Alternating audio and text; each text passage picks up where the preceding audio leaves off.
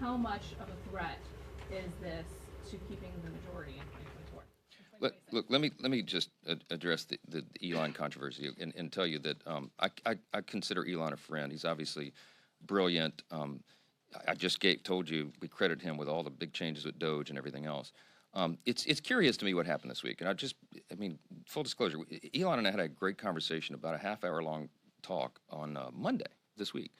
Monday morning, and we talked about the big beautiful bill, because I think he was trying to make a joke a couple of days earlier. It can't be big and beautiful, and I started the conversation. Oh yes, it can, my friend. It's very beautiful. So we talked about all the record level of savings.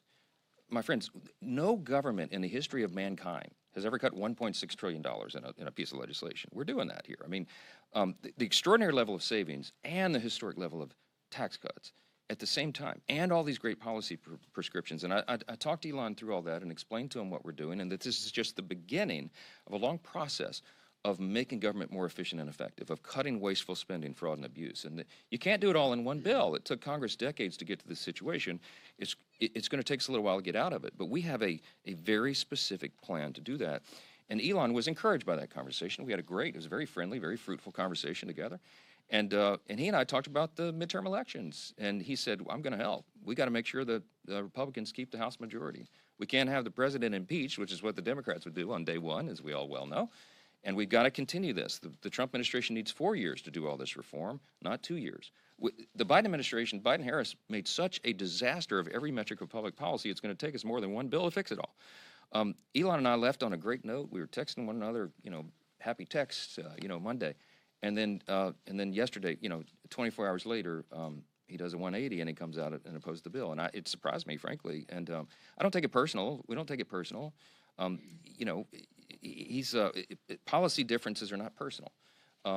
I think he's flat wrong. I think he's way off on this, and I've told him as much, and I've said it publicly and privately. I'm very consistent in that.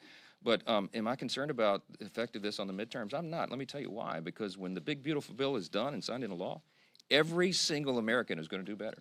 This bill is geared for middle and working class Americans, and they are going to feel the effects of it, and they're going to feel it before the midterm elections. So I have no concern whatsoever. I'm absolutely convinced that we're going to win the midterms and grow the House majority, because we're delivering for the American people and fulfilling our campaign promises, and we'll see how that happens. Second row, right here. Yes, ma'am. You floated a second reconciliation package. What would be in that second package once y'all get to it? You know I'm not going to tell you that this morning. Great question. No, yeah, let's get the first one done. Leader's been around Washington a while.